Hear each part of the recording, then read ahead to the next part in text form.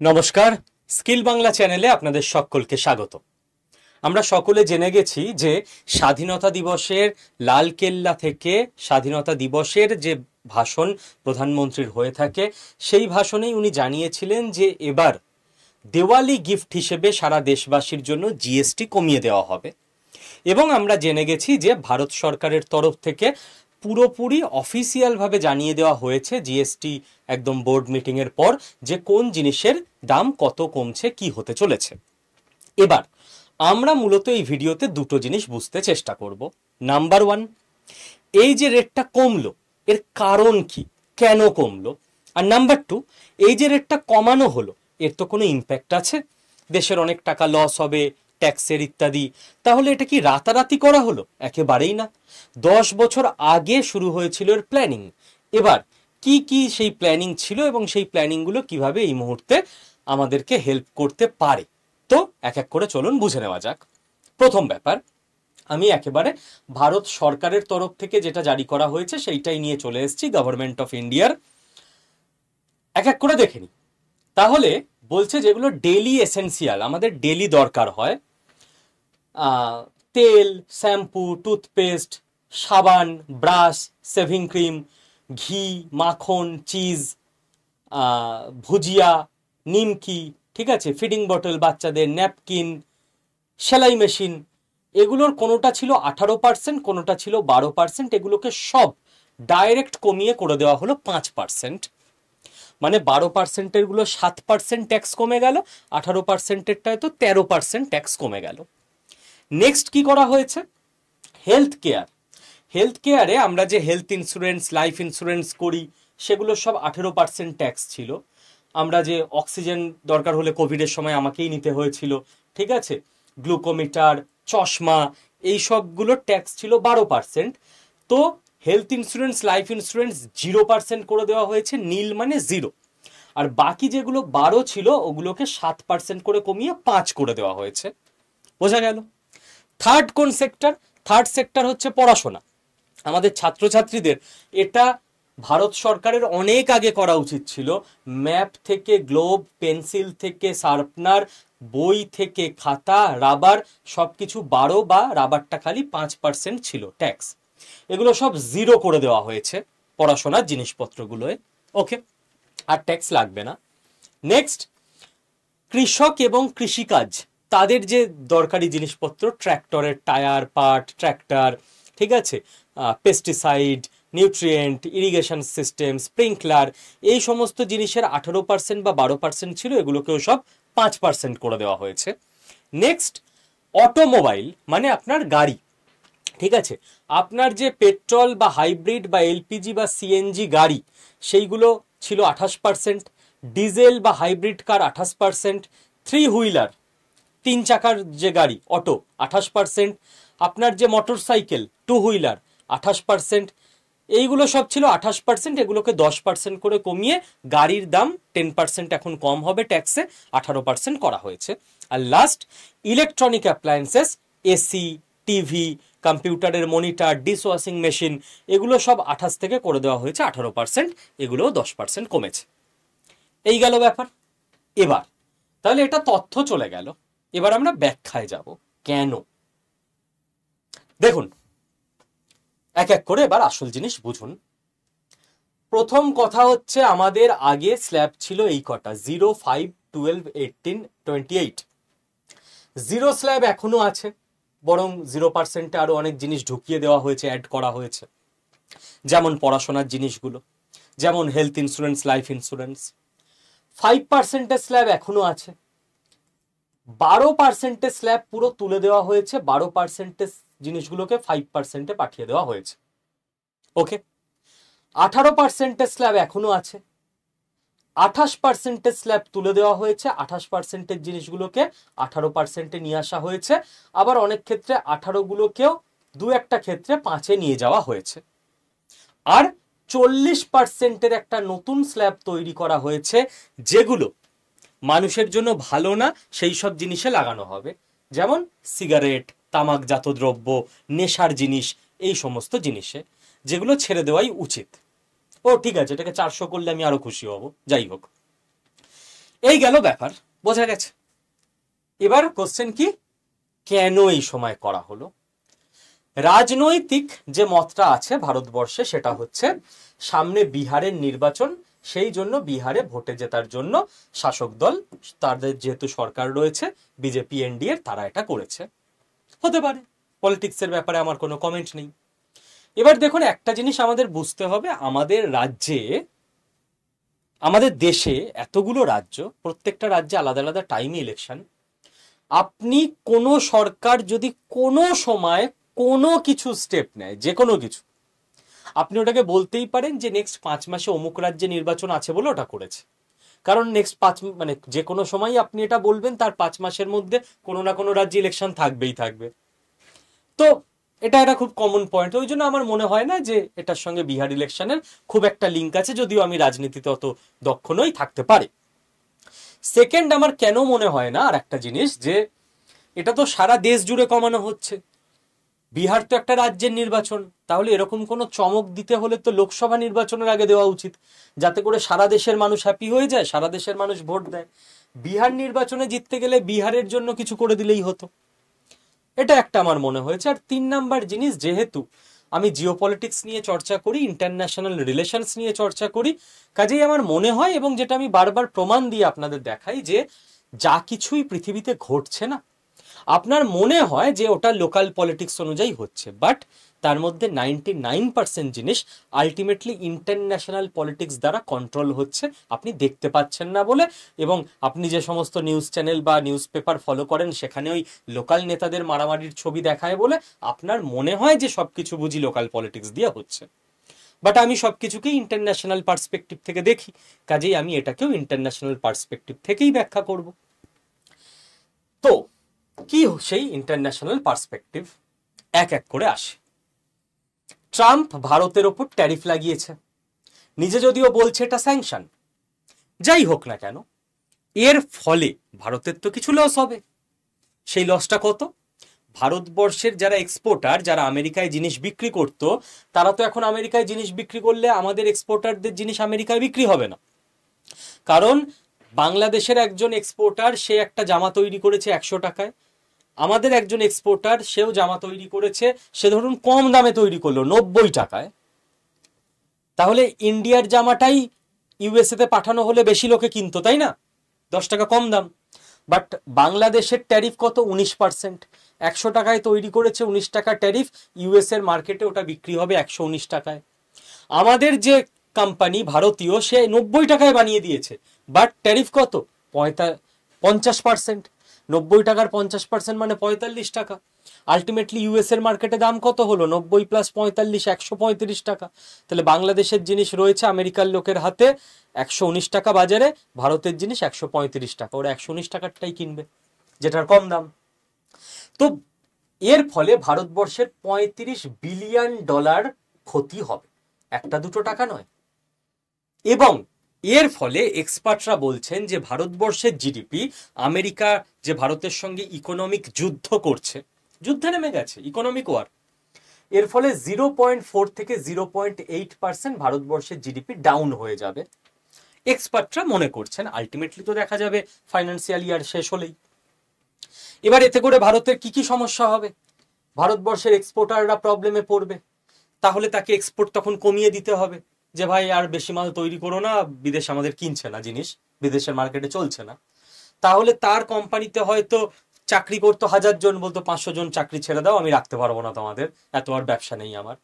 তো ভারতবর্ষের জব চলে যাবে ইয়াং ছেলে মেয়ের, এক্সপোর্ট যত কমবে, এবং তার ফলে ভারতে বেকার বাড়বে, ভারতবর্ষের ইকোনমি আরো ডাউন হবে, ইকোনমি প্রবলেমে পড়ে যাবে।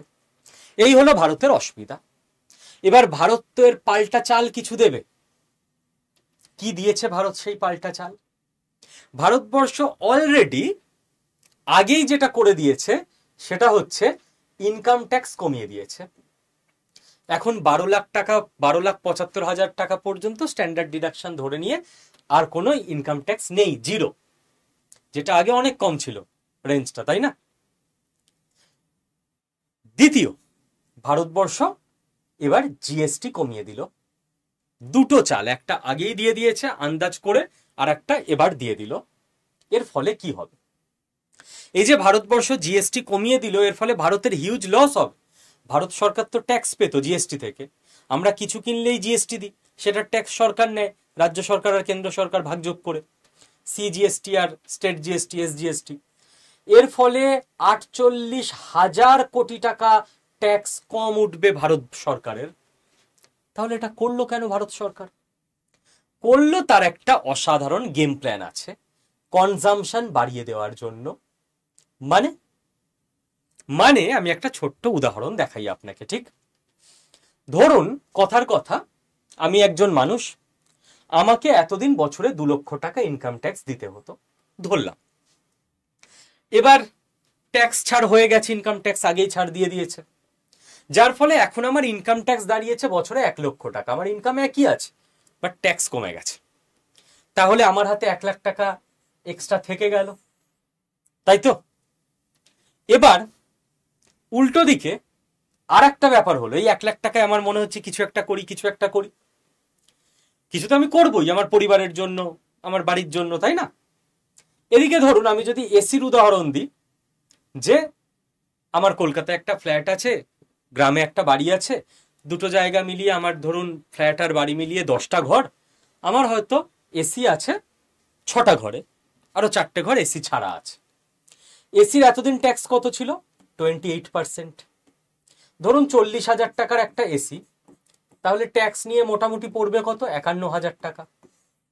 এসির ট্যাক্স এখন কত করে দিয়েছে? 18%। তার মানে 10% ট্যাক্স কমে গেল। 40,000 টাকার এসি, ওর মোটামুটি এবার ফাইনাল দাম পড়বে 47,000 টাকা, 4,000 টাকা কম পড়বে। তাহলে আমি দেখছি যে আমার 1 লাখ টাকা বেঁচে থাকছে, ট্যাক্স কম দিতে হচ্ছে, ইনকাম ট্যাক্স, উল্টে এসির দামও কমে গেল। তাহলে আমি বলবো যে এবছর আমি আরো 2টো এসি নিয়ে নিই, 94,000 টাকায় আমার হয়ে যাবে। একে তো আমার টাকা বেঁচে গেছে, দ্বিতীয়ত এসির দাম কমে গেছে, আমার 4টে ঘরে এখন এসি লাগানো হয়নি, গ্রামের বাড়ি আর ফ্ল্যাট মিলিয়ে আমি 2টো ঘরে এবছরে করে নিচ্ছি এসি। তাতে করে কি হলো? ভারতবর্ষের মানুষ নিজেরাই কেনাকাটা বাড়িয়ে দেবে, কারণ জিনিসের দাম কমছে এবং হাতে টাকা থাকছে। আপনার কাছে যদি টাকা থাকে, জিনিসের দাম কম থাকে, আপনি কিনবেন না? আপনার বাড়ির লোকের জন্য, বাবা মার জন্য, স্ত্রী সন্তানের জন্য অবশ্যই কিনবেন। এবার এক্সপার্টরা বলছে যে এর ফলে ভারতবর্ষের জিডিপি 0.9% বেড়ে যাবে। তাহলে ট্রাম্প যে ঝটকা দিয়েছিল তাতে 0.4 থেকে 0.8% কমার কথা ছিল। ভারতবর্ষ যে পাল্টা চাল দিয়ে দিল, তাতে করে দেশের মানুষের ভালো হলো। উল্টে দেশের লোক, আমরা সাধারণ মানুষ, আমরা আরো বেশি জিনিসপত্র কিনে আমাদের পরিবারের বাবা মা, ভাই বোন, স্ত্রী সন্তান সবার বেটার লিভিং স্ট্যান্ডার্ড করতে পারবো, লাইফস্টাইল বেটার করে দিতে পারবো। এবং ভারতবর্ষের উল্টে এটা যদি 0.8 হয়, এটা 0.9, 0.1% হলেও জিডিপি বেশি বেড়ে গেল। তো আমেরিকার ধাক্কা সামলে দেওয়া গেল। এইবার যেসব কোম্পানিগুলো এসি তৈরি করছিল, জামা কাপড় তৈরি করছিল, বলছিল বিক্রি হচ্ছে না, তারা যে এক্সপোর্ট করতে পারছিল না আমেরিকার বাজারে, তাদের ওটা অ্যাডজাস্ট হয়ে গেল, দেশের বাজারেই কেনাকাটা বেড়ে গেল। ওরা তখন বলবে যে ভাই, আমি বলেছিলাম 500 লোককে ছাঁটাই করে দেবো, কাউকে ছাঁটাই করব না, আরো 50 জনকে নতুন নিয়ে নাও চাকরিতে, কারণ দেশের মধ্যে লোকজন হেভি জামা কাপড় কিনছে এখন, আর হু করে জামা কাপড় বানাও। ঠিক এবার অবশ্যই ইন্ডিয়া যেটা আর একটা কাজ তো করছেই, সেটা হচ্ছে নিউ মার্কেট খুঁজতে শুরু করে দিয়েছে। যেমন আমাদের গুজরাটের যে তৈল শোধনাগার থেকে তেলের ওপর স্যাংশন লাগিয়েছে ইউ, আমরা কিনবো না ওই তেল আমরা কি করছি? চায়নাকে বিক্রি করে দিচ্ছি। তো আমাদের একটা তেলের নতুন মার্কেট হয়ে গেল চীন। এরকম বিভিন্ন সেক্টরেরই আমরা নতুন মার্কেট খুঁজতে শুরু করে দিয়েছি, হয়েও যাবে। যতক্ষণ না নতুন মার্কেট খোঁজা হচ্ছে ততক্ষণ ডিল হবে, একটা ব্যাপার আছে, টাইম তো লাগবেই, 4-5-6 মাস। ততক্ষণ যেন কোনো প্রবলেম না হয়, তার জন্য খাড়া করে দেওয়া হলো দেশের মার্কেটকে। বোঝা গেছে পলিসি? এইবার আপনাকে যেটা বুঝতে হবে, নেক্সট কথা, যে শুধু যে এইভাবে দেশের মার্কেট স্ট্রং করে দেওয়া হলো এবং জিডিপি ওকে থাকবে তাই নয়, ট্রাম্পের ওপর চাপ তৈরি করে দেওয়া হলো। কিরকম? আবার কি, আমরা জিএসটি কমালে ট্রাম্পের ওপর চাপ তৈরি হবে? ইয়েস। এই জন্যই আপনাকে জিওপলিটিক্স বুঝতে হবে, ফরেন পলিসি বুঝতে হবে, ইকোনমি বুঝতে হবে। ভারতবর্ষের লোকজন প্রচুর কেনাকাটা করছে, পৃথিবীর তাবড় তাবড় ব্যবসাদার জিএসটি রেট যেই কমানোর ঘোষণা করেছে না ভারতের প্রধানমন্ত্রী, হিসেবে বসে গেছে, মিটিং এ বসে গেছে বড় বড়, যে সবাই মিলে টার্গেট করো ভারতের মার্কেটে মাল পাঠাবো আমরা, ভারতের লোক এখন হেভি কিনবে, আমরা ভারতের মুনাফা তুলবো। সব কোম্পানি ঝাঁপিয়ে পড়বে না, বিদেশের সব কোম্পানি। তো ফরেন কোম্পানিগুলো এইবার যখন ঝাঁপাতে যাবে ভারতের ওপর, তখন দেখবে যে ভারতবর্ষও তো ট্যারিফ লাগিয়ে রেখে দিয়েছে, ট্যাক্স লাগিয়ে রেখেছে বিদেশের কোম্পানি, বিদেশের মাল যাতে এখানে না ঢুকতে পারে। তখন সেই কোম্পানিগুলোর মালিক নিজের নিজের দেশের সরকারের ওপর চাপ দেবে, এফটিএ করো ভারতের সঙ্গে, ফ্রি ট্রেড এগ্রিমেন্ট, তোমরা ট্যাক্স কমাও, ভারতও ট্যাক্স কমাবে, তবে আমরা গিয়ে ভারতবর্ষের মার্কেটে মাল বেচতে পারবো। তাহলে কোম্পানির মালিক বললেই দেশ মেনে নেবে? জেনে রাখবেন, একটা দেশের সরকার, তার উপর বিশাল প্রভাব থাকে বড় বড় ইন্ডাস্ট্রিয়ালিস্টদের, কারণ তাদের হাতে যে বিপুল পরিমাণ টাকা আছে, তাদের হাতে যে বিপুল পরিমাণ জব আছে, তাদের যে ইনফ্লুয়েন্স আছে গোটা দেশে, গোটা পৃথিবীতে, এত ধনী তারা, যে কোনো দেশের যে কোনো সরকারের ওপর তাদের মারাত্মক প্রভাব থাকে। ওকে, তো ট্রাম্পের ওপরও জেনে রাখুন আমেরিকান কোম্পানিগুলো চাপ দিতে শুরু করে দেবে যে একটা কিছু ডিল এসো, না হলে এত সুন্দর একটা মার্কেট হাতছাড়া হয়ে যাচ্ছে আমাদের। এবং যেটা ভারত সরকারের নতুন উদ্যোগ, এটা ছাড়া তো ডিল তো সুবিধা হলো বিভিন্ন দেশের সঙ্গে ইন্ডিয়া কিচ্ছু করলো না, বিভিন্ন দেশের কোম্পানিগুলোকে খালি প্রলোভন দিয়ে ছেড়ে দিল, ওরা এবার ওদের দেশের সরকারকে চাপ দেবে। আর একটা ভারত সরকারের নতুন ইনিশিয়েটিভ, মানে নতুন না, যথেষ্ট পুরনো, ভালোই চলছে, মেক ইন ইন্ডিয়া। এই মেক ইন ইন্ডিয়া ইনিশিয়েটিভে ভারতবর্ষ কি বলছে এখন যে কোনো কোম্পানিকে, যে তোমরা যদি আমাদের দেশে জিনিস বিক্রি করতে চাও তাহলে আমাদের দেশে আগে কারখানা বানাও, না হলে আমরা প্রচুর ট্যাক্স লাগাবো। টেসলা আপনারা শুনেছেন, টেসলা এলন মাস্ক বারবার চাইছিল ইন্ডিয়াতে বিক্রি করবে, ইন্ডিয়া কি বলেছে, হ্যাঁ বিক্রি করো, তোমার গাড়ির দাম 30 লাখ, আমরা ট্যাক্সও নেবো 30 লাখ, 60 লাখ টাকায় বিক্রি করো। এবার 60 লাখ টাকায় কিনবে, কিন্তু কজন ইন্ডিয়ান সাধারণ মানুষ গাড়ি কিনবে? বাট ওটাই যদি 30 লাখ টাকায় পেয়ে যেত তাহলে অনেকে কিনে ফেলতো ওই গাড়ি। ভারত সরকার বলছে হ্যাঁ ট্যাক্স নেবো না, 30 লাখ টাকায় তুমি আমার দেশে গাড়ি বিক্রি করতে পারো, কিন্তু তাহলে টেসলা তৈরি হবে আমার দেশে, তোমরা কোম্পানি আমার দেশে বানাও। অপশন তোমার কাছে দিয়ে দিয়েছি, যেটা তোমার পছন্দ। এবার বিদেশের কোম্পানিগুলো দেখবে ভাই ইন্ডিয়ার মার্কেট হেভি, আমাকে ইন্ডিয়াতে গিয়ে কারখানা স্থাপন করতে হবে। ইন্ডিয়াতে কারখানা করলে জব কারা পাবে? ইঞ্জিনিয়ার থেকে লাইন টেকনিশিয়ান সবকিছু ইন্ডিয়ার লোকেরা পাবে না। ইন্ডিয়ার ইয়াং ইঞ্জিনিয়াররা কলেজ থেকে থিওরি নিয়ে পাশ করে গিয়ে হাতে কলমে বিদেশি কারখানায়, বিদেশি কোম্পানিতে 5, 7, 10 বছর কাজ শিখে নিল, এক্সপেরিয়েন্স তৈরি হয়ে গেল। এবার ভারতবর্ষের কোম্পানিগুলো তো কনফিডেন্ট যে ভাই ভারতবর্ষে এরকম প্রচুর ইঞ্জিনিয়ার তৈরি হয়ে গেছে যারা পুরো টেসলা কি করে কাজ করে সব জানে। তো এবার ভারতের যারা ইন্ডাস্ট্রিয়ালিস্ট আছে, টাটা, রিলায়েন্স, আদানি গোষ্ঠী, তারা বলবে যে আমরা নামিয়ে দিচ্ছি নতুন একটা কারখানা, ভারতে যথেষ্ট ইয়াং ইঞ্জিনিয়ার আছে, চলে এসো সব আমাদের কোম্পানিতে। এখন তো ভারতবর্ষের অনেক কোম্পানি চাইলেও তারা নতুন কোনো সেগমেন্টের কারখানা খুলতে পারে না, কারণ কাজ করবে কে? ভারতে তো স্কিল্ড ইঞ্জিনিয়ারই নেই। তো স্কিল্ড ইঞ্জিনিয়ার তখন হবে যখন বিদেশের কোম্পানি এদেশে কারখানা খুলবে। এক্সপেরিয়েন্স নেওয়া হয়ে গেলে এদেশের বিজনেসম্যানরাই কোম্পানি খুলে নেবে, এক্সপেরিয়েন্স লোকগুলো এদেশের কোম্পানিতে চলে আসবে, মানে ইকোসিস্টেম তৈরি হয়ে যাবে। তো এমন চাল দেওয়া হয়েছে যাতে করে বিভিন্ন লেয়ারে কাজ চলবে। এবার নেক্সট, এটা তো আপনারা বুঝলেন।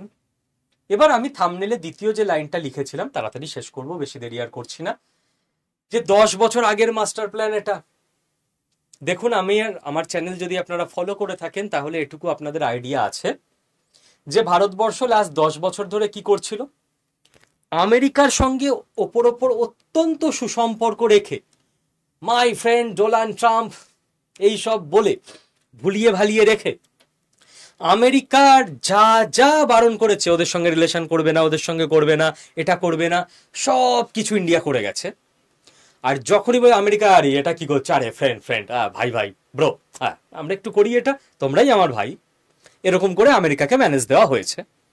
এবং ইন্ডিয়া জানতো যে একদিন আসবে যখন আমেরিকা কিন্তু আর এসব কথা শুনবে না, যে এদিকে মাই ফ্রেন্ড ডোনাল্ড ট্রাম্প এইসব বলে, আর ওদিকে গিয়ে রাশিয়ার থেকে জিনিস কিনছো, ফ্রান্সের থেকে রাফাল কিনছো, চায়নার সঙ্গে মিটিং করছো, ফাজলামো হচ্ছে। তো ইন্ডিয়া জানতো যে একদিন না একদিন তো আমেরিকার হুঁশ ফিরবেই, যে আমাদের বোকা বানানো হচ্ছে। তো তার জন্য ইন্ডিয়া আগে কি শুরু করে দিয়েছিল, সারা দেশ জুড়ে একটা ক্যাম্পেইন চালানো হয়েছিল, digital India, digital payment, digital transaction, digital সবকিছু। এবং তার ফল হয়ে গেছে, পারফেক্ট টাইম চলে এসছে আমেরিকাকে কাউন্টার করার জন্য। আমেরিকার পেমেন্ট সিস্টেম ভিসা, আমেরিকার দিনে 639 মিলিয়ন ডিজিটাল ট্রানজাকশন এখানে হয়। ইউপিআইতে এখন দিনে 640 মিলিয়ন ডিজিটাল ট্রানজাকশন হয়ে গেছে। ডিজিটাল ট্রানজাকশনের নাম্বারে পার ডে হিসেবে ভিসাকে ইউপিআই, আমাদের দেশের ইউপিআই ছাড়িয়ে গেছে। এবার এটা তো একদিনে হয়নি, যখন প্রথম আজ থেকে বহু বছর আগে, ঠিক আছে, আমাদের সরকার, আমাদের দেশের বিভিন্ন মন্ত্রক বারবার বলছিল যে অনলাইন পেমেন্ট, ডিজিটাল পেমেন্ট, আমি শুরু করেছি কত বছর পর, ধুর ও এমনি ক্যাশ টাকা দেবো ওইভাবেই হবে, কি সব ঝামেলা। তারপর আমাদের দেশের যারা সায়েন্টিস্ট, টেকনিশিয়ান, যারা টেকনোলজি বানিয়েছে, এতই সহজে বানিয়েছে, দেখলাম আরে খুব একটা তো কঠিন না, ইজি হয়ে যাচ্ছে, ভালোই। তখন আমরা সবাই আস্তে আস্তে শুরু করে দিলাম। আমাদের সরকারও জানতো একদিনে হবে না, দেশের সবাইকে যদি বলি আজ থেকেই ডিজিটাল হয়ে যাও, লোক বিদ্রোহ করবে, লোককে আস্তে আস্তেই ডিজিটালে অভ্যস্ত করে দিতে হবে, ব্যাস কাজ হয়ে গেছে। এবার আর ভয় পাওয়ার কোনো জায়গা নেই। স্যার ডিজিটাল পেমেন্ট হয়ে কি লাভ হলো? লাভ যেটা হয়েছে, ধরুন আমি আমাদের ফিল্ডের উদাহরণ দিচ্ছি। আমাদের ফিল্ডে আমাদের তো একটা এত বড় সারা ভারতবর্ষব্যাপী কোম্পানি, সবকিছু অ্যাপে পেমেন্ট হয়, আপনি চাইলেও আমাকে পার্সোনালি পেমেন্ট করতে পারবেন না কোনো কোর্সের জন্য, বাদ দিন, এত বড় কোম্পানির হিসেবে বুঝতে পারবেন না। কোনো এক সময় আমি কলেজ স্ট্রিটে ঘর ভাড়া নিয়ে পড়াতাম, অনেক আগে নিজে প্রাইভেট টিউশন করতাম আমার কেরিয়ার শুরুর সময়, স্বাভাবিক। এবার ধরুন আমার কাছে সেই সময় 500 স্টুডেন্ট পড়তো, আমি মান্থলি ধরুন ফিজ নিতাম 500 টাকা। তার মানে আমার মান্থলি 2.5 লাখ টাকা ইনকাম থাকতো। ঘর ভাড়া, স্টুডেন্টদের জেরক্স নোটস দেওয়া, নিজের যে অ্যাসিস্ট্যান্ট রাখা, সবকিছু মিলিয়ে 50,000 টাকা খরচ হতো। মানে 2 লাখ টাকা আমার নিট প্রফিট থাকতো, যদি আমি এটাকে একটা বিজনেস হিসেবে দেখি। ফ্রিল্যান্স একটা, এটা তো প্রফেশনাল ট্যাক্সের মধ্যে যাবে, কোচিং পড়াচ্ছি, তাহলে 2 লাখ টাকা মানে 12 মাসে আমার ইনকাম 24 লাখ টাকা। এটা আমি বলছি বহু আগের কথা, তাহলে সেটা ট্যাক্সেবল সেই সময়কার হিসেবে, তাই তো? এবার আমি ধরা গেল অসৎ ব্যক্তি, আমি মনে করলাম আমি তো স্টুডেন্টদের থেকে 500 টাকার নোট নিই একটা করে, তো আমি সরকারকে দেখাবো না, ট্যাক্স দেবো না। সরকার কি ইডি এসে কি খুঁজতে হবে নাকি আমার কোচিং সেন্টারে কজন পড়ে কি না কি? চাইলে খুঁজতেই পারে, বাট সারা দেশে কত জায়গায় ইডি এরম ভাবে সার্চ করবে। বাট এখন দেখুন ক্রমশ সিস্টেম এমন হয়ে গেছে যে আমি এখন একটা এত বড় ইনস্টিটিউটের অংশ, আলাদা ব্যাপার। আমাদের এখানেও যারা ভর্তি হন আগে দেখবেন আপনাদের কাছে পুরো জিএসটি ফিএসটি দিয়ে মানি রিসিট চলে যায়, ফাঁকি দেওয়ার জায়গাই নেই। জায়গা থাকলেও সেটা দিতাম না আমরা, সেটা আলাদা কথা। ধরুন আমি আলাদাই পড়াচ্ছি, অনলাইনে পড়াবো, আমার স্টুডেন্ট শিলিগুড়ি থেকে দার্জিলিং, মালদা থেকে পুরুলিয়া সব জায়গায় আছে। ধরুন আমার মাসে 500 টাকাই ফিজ আছে আর 500 জনই পড়ছে। এখন তো অনলাইন পড়াশোনা, তো 500 জন আর কেন পড়বে, এখন তো 5,000 জন পড়বে, তো আমার মান্থলি ইনকাম হয়ে যাবে 25 লাখ টাকা। কেউ শিলিগুড়ি থেকে আমাকে বাই পোস্ট 500 টাকার নোট পাঠাবে না মালদা থেকে আমাকে এসে দিয়ে যাবে? সবাই তো জিপে বা ফোন পে করবে। এবং সমস্ত কিছু লাস্ট 10 বছরে আমাদের দেশে প্যান, পার্মানেন্ট অ্যাকাউন্ট নাম্বার এর সঙ্গে লিঙ্ক করে দেওয়া হয়েছে।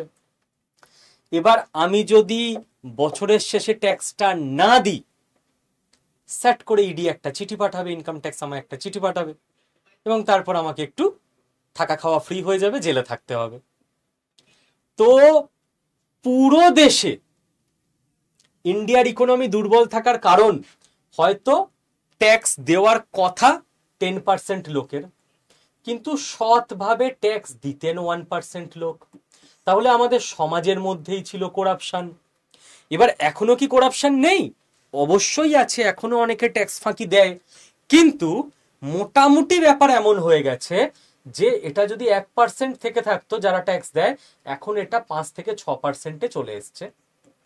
10% এখনো হয়নি, কিন্তু 5 থেকে 6% চলে এসছে, কারণ ফাঁকি দেওয়ার জায়গা নেই। আস্তে আস্তে সবাই এবার অনলাইন পেমেন্ট করছে। আপনি খেতে গেছেন রেস্টুরেন্টেও অনলাইন পেমেন্ট হচ্ছে, রেস্টুরেন্টেরও প্যান লিঙ্ক রয়েছে ব্যাংক অ্যাকাউন্টের সঙ্গে। রেস্টুরেন্টও দেখাতে পারবে না যে আমার এখানে কিছু টাকাও ক্যাশ নিচ্ছে, কিন্তু 60-70% ওর অ্যাকাউন্টেই যাচ্ছে অনলাইনে। তো আগে পুরো 100% বোকা বানাতে পারতো সরকারকে, এখন তো যেটুকু ক্যাশ নিচ্ছে সেটুকুই খালি বোকা বানাতে পারবে। আর 2 বছর পর আরোই পারবে না, কারণ আরোই সবাই অনলাইনে অভ্যস্ত হয়ে যাবে। তো যখন এতদিন 1% মানুষ ট্যাক্স দিচ্ছিল, তাদের ওপর বোঝা মারাত্মক ছিল, ওই টাকা দিয়ে সারা দেশ চলবে। যখনই 10% মানুষ দেবে, বোঝাটা তো ডিভাইড হয়ে যাবে, তো অনেক বেশি টাকা উঠছে। তো যখনই এত বেশি টাকা উঠছে, তখন দেশের পক্ষে সম্ভব যে ভাই আমরা এইবার ইনকাম ট্যাক্স কমিয়ে দিতে পারি, আমরা এবার জিএসটি কমিয়ে দিতে পারি। এতদিন তো সম্ভব ছিল না। কিন্তু ভারতের মাথায় ছিল যে যেদিন আমেরিকা বুঝতে পারবে সেদিন কিন্তু এরা ছেড়ে কথা বলবে না। এই 10-12 বছরের মধ্যে এমন ভাবে সব গুছিয়ে নিতে হবে যে আমরা পুরো স্ট্রং হয়ে বসে আছি, যেই আমেরিকা অ্যাকশন নেবে আমরা সঙ্গে সঙ্গে পলিসি চেঞ্জ করে পাল্টা অ্যাকশন দিয়ে দেব, কারণ এবার আমরা স্ট্রং, এবার আমরা ইনকাম ট্যাক্স কমিয়ে দিতে পারি, আমাদের আর কোনো চাপ নেই। আমাদের দেশে প্রচুর মানুষ এখন ইনকাম ট্যাক্স দেয়। সেই কাজগুলো 10 বছর ধরে করা হয়েছে। ব্যাংক অ্যাকাউন্ট, সেই জনধন যোজনা, এটা ওটা সেটা করে রাজ্যের বিভিন্ন প্রকল্প, কেন্দ্রের বিভিন্ন প্রকল্প, সবার কম বেশি অবদান আছে। বিভিন্ন জায়গা দিয়ে প্রচার করে করে করে ডিরেক্ট ব্যাংক অ্যাকাউন্টে টাকা আসবে আপনার। সে সেন্ট্রাল গভর্নমেন্টের কোনো কৃষকদের জন্য অনুদান হোক, কিংবা রাজ্য সরকারের লক্ষ্মীর ভান্ডার হোক, আপনার ব্যাংক অ্যাকাউন্টে টাকা যাবে, হাতে হাতে নয়। তো সবাই ব্যাংক অ্যাকাউন্ট করতে হয়েছে, টাকা প্যান নাম্বারের সঙ্গে লিঙ্ক হচ্ছে। এবার এত বড় দেশে 140 কোটি মানুষের মধ্যে রাতারাতি তো সম্ভব ছিল না, তাই লাস্ট 10 বছরের সিক্রেট মিশন ছিল এটা। এবং দেখুন, ইকোসিস্টেম আর ইনফ্রাস্ট্রাকচার তৈরি করার জন্য দরকার হয় ইনভেস্টমেন্ট। লাস্ট 10 বছর ধরে দেশের দরকার ছিল বিভিন্ন সেক্টরে ইনভেস্টমেন্ট। কালকেই ভিডিও করলাম, বিক্রম আমাদের যে চিপ তৈরি হলো, 76,000 কোটি টাকার ইনভেস্টমেন্ট দরকার ছিল। এবার তখন তো জিএসটি বা ট্যাক্স কমালে হবে না, কারণ সরকারকে বিভিন্ন জায়গায় ইনভেস্টমেন্ট করতে হচ্ছে, টাকা লাগবে। কিন্তু এবার যখন ওই ইনভেস্টমেন্টগুলো ফল দিতে শুরু করছে, আমরা নিজেরা ব্রহ্মোস বানাচ্ছি, আমাদের নিজেদের চিপ তৈরি হয়ে যাচ্ছে, আমরা নিজেরা ইভি বাইরের দেশে বিক্রি করছি, ওগুলো থেকে আমাদের আর্নিং শুরু হয়ে যাচ্ছে। আমরা উদাহরণ হিসেবে রেলওয়ে বলতে পারি। সারা পৃথিবীতে ভারতবর্ষ এবছর রেলের বিভিন্ন পার্টস এক্সপোর্ট করেছে। তো এবার আমাদের দেশের লোককে আমরা বলতে পারি আর অত চাঁদা লাগবে না, চাঁদা কমিয়ে দাও, কারণ আমরা বিদেশ থেকেই ইনকাম করা শুরু করে দিচ্ছি। এবং আমাদের দেশের কনজামশন মার্কেট পৃথিবীর 3rd লার্জেস্ট কনজামশন মার্কেট হয়ে গেছে ইউএস এবং চায়নার পর। যে কনজামশন মার্কেটের কথা আপনাদেরকে আমি বলছিলাম, 3rd লার্জেস্ট হয়ে গেছে। অর্থাৎ আমাদের লিভিং স্ট্যান্ডার্ড কিরকম, আপনি বাকি কিছু বাদ দিন, বিশাল কিছু রিসার্চ ইত্যাদি, আপনি জাস্ট নিজের বাড়ির কথা ভাবুন। লাস্ট 10 থেকে 15 বছরে আপনার বাড়িতে কি টিভি ছিল না টিভি এসছে, বা টিভি বেটার হয়েছে? কটা ফোন ছিল, এখন কটা ফোন আছে, বা কিরম ফোন ছিল, এখন কিরকম স্টাইলের ফোন আছে? ফ্রিজ ছিল কি, এখন আছে? এসি ছিল 10-15 বছর পর, এখন আছে? সবার বাড়িতে তো সব পয়েন্ট খাটবে না। 2 হুইলার কোনো স্কুটি বা বাইক ছিল, এখন আছে? আপনার বাড়িতে কিরকম রং করা ছিল, এখন তো বাড়িতে রং করতে লোকজন 1-1.5 লাখ টাকা খরচ করে দেয়। আপনার রান্নাঘর কি কি ছিল, এখন মাইক্রো ওভেন আছে কিনা, ইন্ডাকশন আছে কিনা, গ্যাস ওভেন আছে কিনা, চিমনি বসেছে কিনা। ক্লোদিং, আপনি 15 বছর আগে বছরে আপনার পরিবারের সদস্যরা কটা জামা কাপড় কিন্তু এখন কত কেনে? ফুড, বাইরের রেস্টুরেন্টে গিয়ে খাওয়া বা জোম্যাটো, ব্লিঙ্কিট এই ধরনের জিনিসপত্র করে খাওয়া বা বিভিন্ন ভালো বিস্কুটের প্যাকেট আনা, এগুলো 15 বছর আগে আপনার পরিবারে কতটা ছিল, এখন কতটা? মেডিসিন, আপনি কত টাকার ওষুধ কেনার আপনার পরিবারের জন্য, এই সব কিছু কনজামশন আপনার পরিবার আপনি ইউজ করছেন, বেড়েছে ভারতবর্ষে মারাত্মকভাবে। তার ফলে এই যে কোম্পানিগুলো, এগুলো যারা তৈরি করছে তারা তো আরো বেশি করে তৈরি করবে, জব বাড়বে, বিজনেস বাড়বে। হ্যাঁ, আমি একটা রিকোয়েস্ট করব, এই সমস্ত প্যারামিটার, আরো বাকি সমস্ত প্যারামিটার আপনার পরিবারে অনেক অনেক অনেক বাড়ুক, সমস্ত রকম সমৃদ্ধি আপনার পরিবারে আসুক। প্লিজ এইটা না আসুক। চেষ্টা করুন, একান্ত অনুরোধ থাকবে, সাজেশন, অ্যাডভাইস যাই বলুন না কেন সবকিছু থাকবে। যোগ ব্যায়াম এবং আয়ুর্বেদ প্রথম থেকে মেনটেন করতে, যাতে করে এই খরচটা আপনার পরিবারে না হয়। এই কনজামশনটা আমরা চাই না। এই ওষুধ তৈরি করে আমরা বিদেশে বিক্রি করব, আমরা এটাও চাই না বিদেশের মানুষ অসুস্থ হোক। এই ইন্ডাস্ট্রি থেকে প্রচুর লাভ প্রচুরিয়ে মানুষ হিসেবে চাই না। এটা একটু সকলে সুস্থ থাকুন, এটাই প্রার্থনা করব। লাস্ট আমি একটা কথা বলবো যে আপনারও অবদান চাই দেশের এই ক্রুশিয়াল সময়। আপনি বলবেন যে আমি কি এক্সপোর্ট করব, গুডস বিভিন্ন দেশে মালপত্র পাঠানো সে তো বড় বড় কারখানা কোম্পানিগুলো করে। আপনি সার্ভিস এক্সপোর্ট করতে পারেন। এক্সপোর্ট মানে শুধু গুডস না, সার্ভিসও এক্সপোর্ট হয়। সার্ভিস আপনি, হ্যাঁ, আপনি আপনার বাড়িতে বসে ল্যাপটপ বা ডেস্কটপ থেকে বিদেশের টাকা কামাতে পারেন। আপনি ভালো টিচার, দীর্ঘদিন পড়াতে পারেন, ইংলিশে পড়াতে পারেন, তা আপনি বিদেশে কেন পড়াচ্ছেন না বাড়িতে বসে অনলাইনে? আপনি ডিজিটাল মার্কেটিং শিখুন, আপনি কেন বিদেশের কোম্পানিগুলোর হয়ে ডিজিটাল মার্কেটিং করছেন না বাড়িতে বসে? আপনি গ্রাফিক্স ডিজাইনিং শিখুন, আপনি কেন ভিডিও ছবি এডিট করে দিচ্ছেন না বিদেশের হয়ে? বেটার কাজ করুন, বিদেশের যারা ওই কাজ করে তার থেকে $2 কম নিন, লোকে আপনাকে দিয়েই করাবে। এখন তো কোনো ব্যাপার না, আমেরিকার লোক ও ইন্ডিয়ার লোককে দিয়ে কাজ করাতে পারে, সেকেন্ডের মধ্যে ইন্ডিয়ার লোক ও আমেরিকার লোককে দিয়ে কাজ করাতে পারে। খালি আপনার ডলারে ঢুকবে, টাকাটা কনভার্ট হয়ে রুপিতে চলে আসবে। তো কেন করছেন না? এক্সপোর্ট করুন। আলটিমেটলি কনজামশন আমরা কত বাড়াবো? কনজামশন ধীরে ধীরে বাড়বে, লাইফস্টাইল বেটার হবে, ইটস ওকে, বাট আমাদের আসল টাকা আনতে হবে বিদেশে এক্সপোর্ট করে, ওদের টাকা।